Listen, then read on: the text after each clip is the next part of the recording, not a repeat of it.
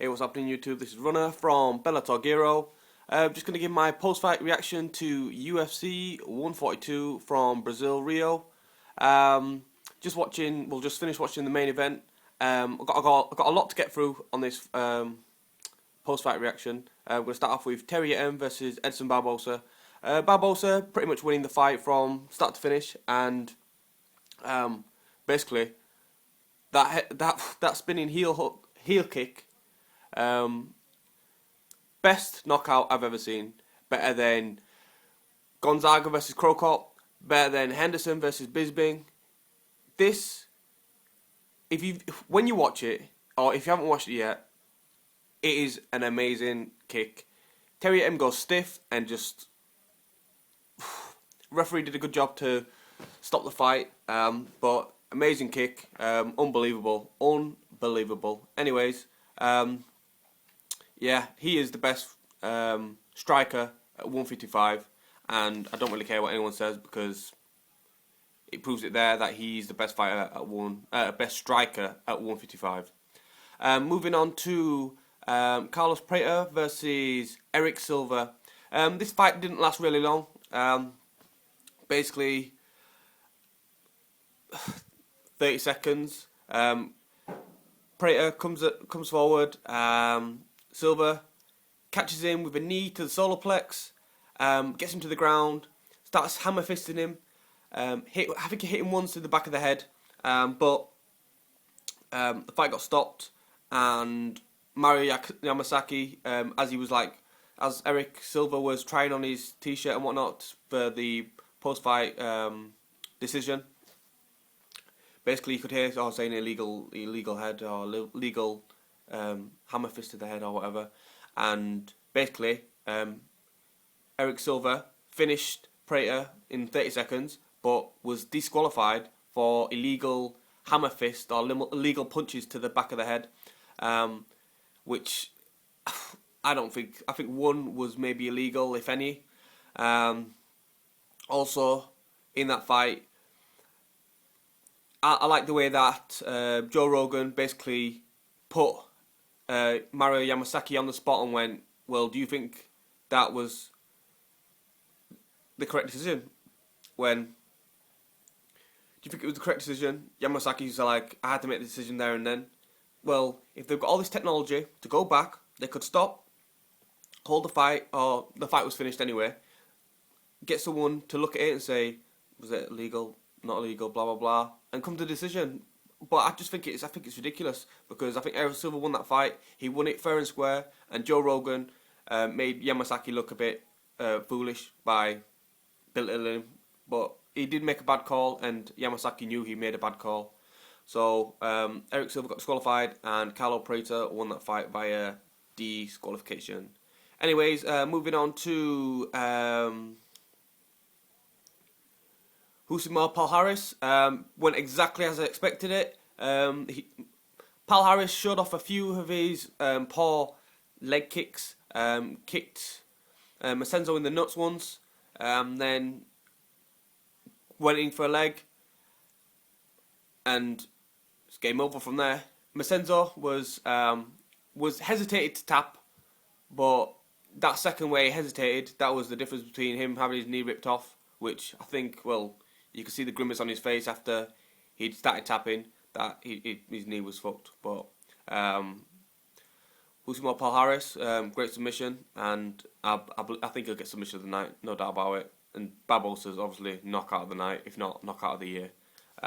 So moving on to the co-main event, we had Anthony Rumble Johnson versus Vitor Belfort.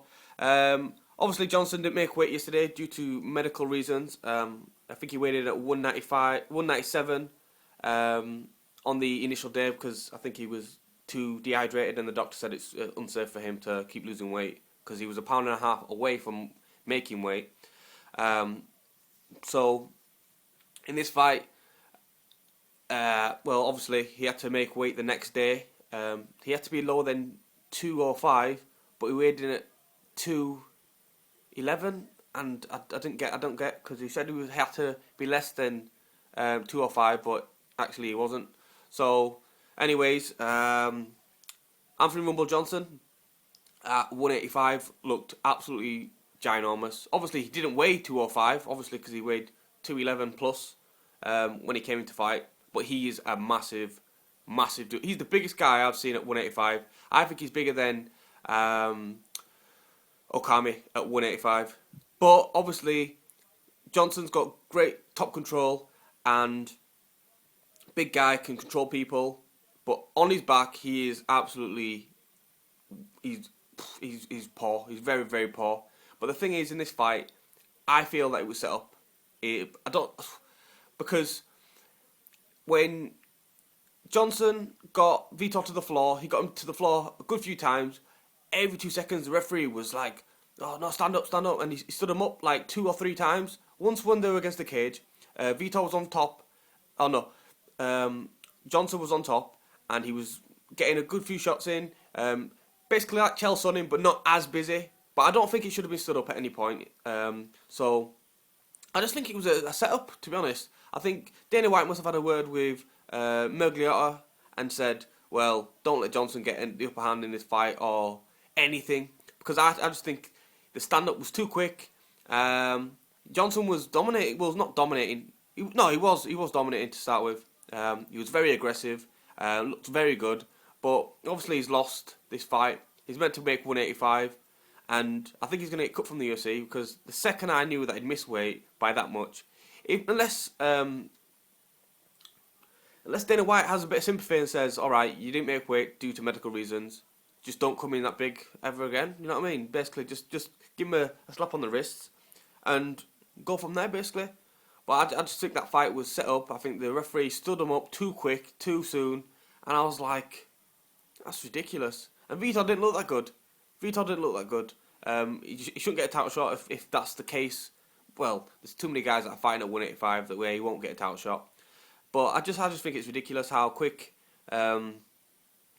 just how quick that I don't know. He just stood him up too quick, and it really irritated me, and it really pissed me off when Vitor got the submission because I don't think he deserved it because I think Johnson was dominating on top. So. And moving on to the main event, we had Jose Aldo versus Chad Mendes. I went with Chad Mendes on this fight for him to win. I think it's the only prediction I got wrong. Yeah. After a minute in the fight, you could see that it was a bit tentative with Chad Mendes after he took a few leg kicks. He could not, for the love of him, get Jose Aldo to the ground and do anything. In the fourth or 3 minutes and 30 seconds, he got Aldo to the cage, but Aldo did grab the cage when he was going for a slam, which I think was a bit out of order. But anyways, the fight carried on, and it was about 4 minutes and 55 seconds when Jose Aldo got away from Chad Mendes, spun round, threw a knee, landed flush on Chad Mendes' chin. Then Jose Aldo landed a couple of punches, 2 or 3 punches, and the referee stopped it at 4 minutes and 59 seconds of the first round.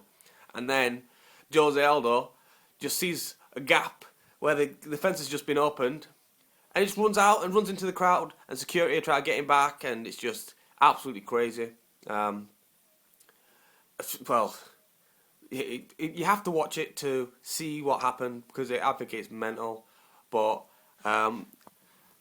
I'll just go through a few of the fights at the end, which was Mike Pyle won via first round knockout, which I don't think he's had in a while. Gabriel Gonzaga wins via rear naked choke. But yeah, all in all, I think this was a banging fight card. A lot of the fights were finished pretty quick, and yeah, I think it was a great fight card, to be honest, and I was pretty happy.